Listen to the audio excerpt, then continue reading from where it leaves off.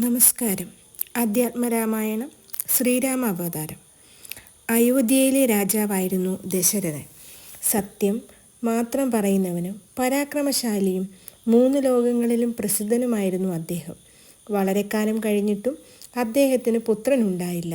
സൂര്യവംശ രാജാക്കന്മാരുടെ ഗുരുവാണ് വസിഷ്ഠ മഹർഷി. അദ്ദേഹത്തെ അഭിവാദനം ചെയ്ത് ദശരഥ മഹാരാജാവ് പറഞ്ഞു, ഗുരുദേവ, പുത്രനുണ്ടാവാൻ ഞാൻ എന്താണ് ചെയ്യേണ്ടത്? പുത്രനില്ലാത്ത എനിക്ക് രാജ്യവും സമ്പത്തും ദുഃഖകരമായിട്ടാണ് തോന്നുന്നത്. വസിഷ്ഠ മഹർഷി മറുപടി പറഞ്ഞു, ലോകപാലന്മാരെ പോലെ സമർത്ഥന്മാരായ 4 പുത്രന്മാർ അങ്ങേക്കുണ്ടാവും. അങ്ങ് സ്വന്തം പുത്രിയായ ശാന്തയെ അംഗരാജാവായ രോമപാദന് കൊടുത്തിരുന്നുവല്ലോ. ശാന്തയെ വിവാഹം കഴിച്ചിരിക്കുന്നത് ഋഷ്യശൃംഗ മഹർഷിയാണ്. അദ്ദേഹത്തെ കൂട്ടിക്കൊണ്ടുവന്ന് ഞങ്ങളോടൊന്നിച്ച് പുത്രകാമേഷ്ടി യാഗം ചെയ്യൂ. അങ്ങനെ ആവാമെന്ന് പറഞ്ഞ് ദശരഥൻ അംഗരാജ്യത്തു നിന്ന് ഋഷ്യശൃംഗനെ കൂട്ടിക്കൊണ്ടുവന്നു. ശരീരശുദ്ധിയോടും മനഃശുദ്ധിയോടും കൂടി യാഗം ആരംഭിച്ചു. ഋത്വിക്കുകൾ ശ്രദ്ധയോടെ ഹവിസ് അഗ്നിയിൽ ഹോമിച്ചു. ആ ഹോമാഗ്നിയിൽ നിന്ന് സ്വർണവർണ്ണത്തോടു കൂടിയ അഗ്നിദേവൻ സ്വർണപാത്രത്തിൽ ദിവ്യമായ പായസവുമായി ഉയർന്നു വന്നു. ഈ പായസം സ്വീകരിക്കൂ. അങ്ങേക്ക് പുത്രൻ ഉണ്ടാവാനായി ദേവന്മാർ നിർമ്മിച്ചതാണ് ഇത്. പരമാത്മാവായ ഭഗവാനെ തന്നെ അങ്ങേക്ക് പുത്രനായി ലഭിക്കും. ഇത്രയും പറഞ്ഞ് രാജാവിന് പായസം നൽകി അഗ്നിദേവൻ അന്തർദാനം ചെയ്തു. അഭീഷ്ടം സാധിച്ച ദശരഥൻ വസിഷ്ഠ മഹർഷിയെയും ഋഷ്യശൃംഗനെയും നമസ്കരിച്ചു. അവരുടെ അനുവാദത്തോടെ പായസം 2 ഭാഗമായി വിഭജിച്ച് ഓരോ പകുതി കൗസല്യയ്ക്കും കൈകേയിക്കും കൊടുത്തു. പായസം തനിക്കും കഴിച്ചാൽ കൊള്ളാമെന്നാഗ്രഹിച്ച് ആ സമയത്ത് സുമിത്ര യാഗശാലയിലേക്ക് വന്നു.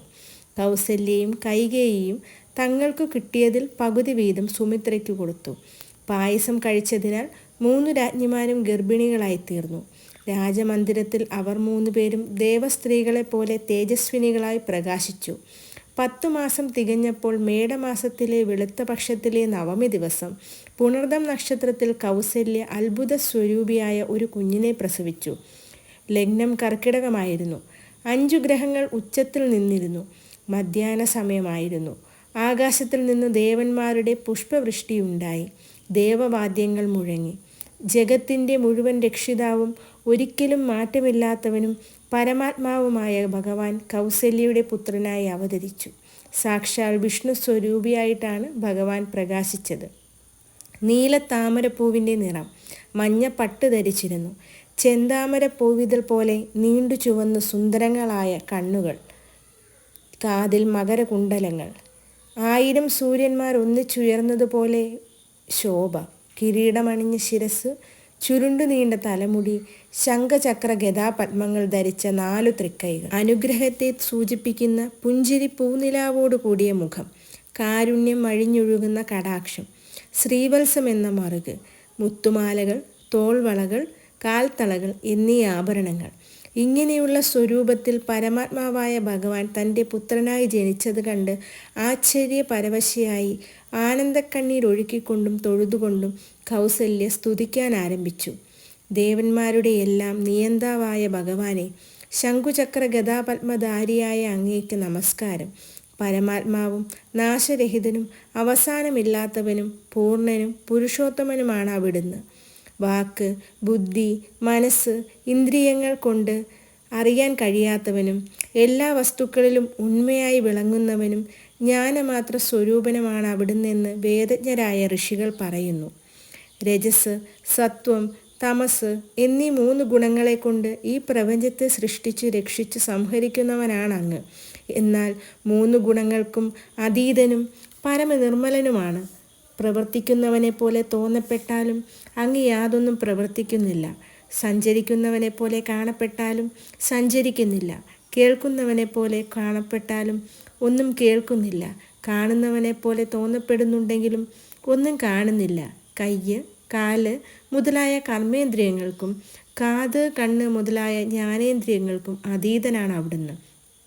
പ്രാണനും മനസ്സും ഇല്ലാത്തവനും ശുദ്ധനുമാണ് പരമാത്മാവായ അവിടുന്നെന്ന് വേദങ്ങൾ പറയുന്നു.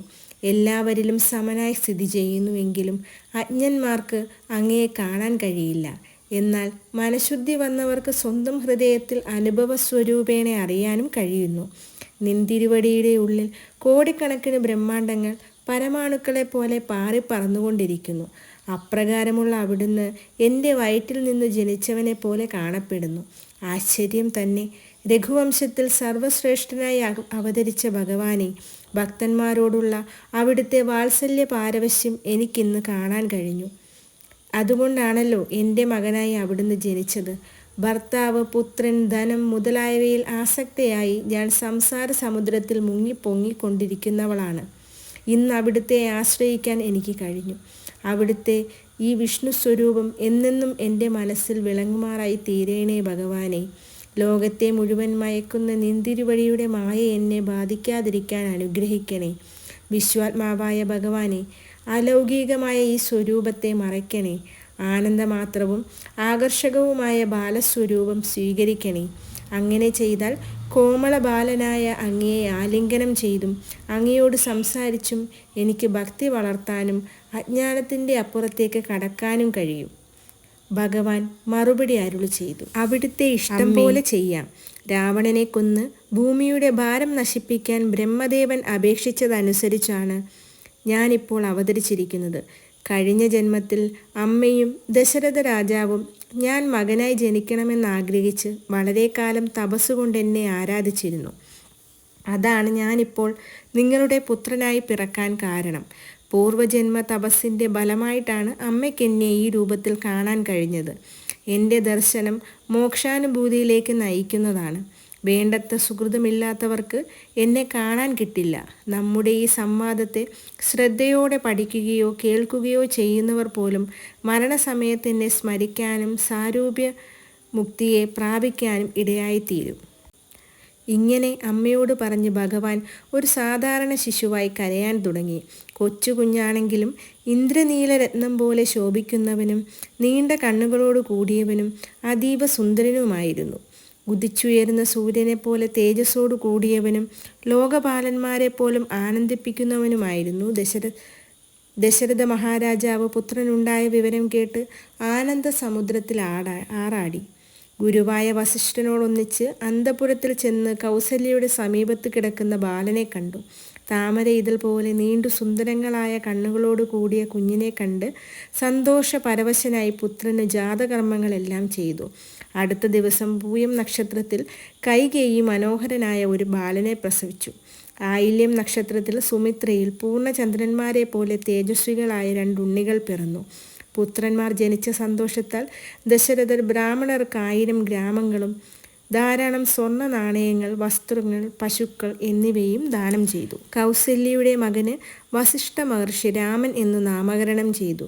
വിദ്യ കൊണ്ട് അജ്ഞാനം നശിക്കുമ്പോൾ യോഗികൾ രമിക്കുന്നത് പരമാത്മാവിലാണ്. അതിനാൽ രാമൻ എന്ന പേരിന് ആനന്ദസ്വരൂപനായ പരമാത്മാവ് എന്നാണ് അർത്ഥം.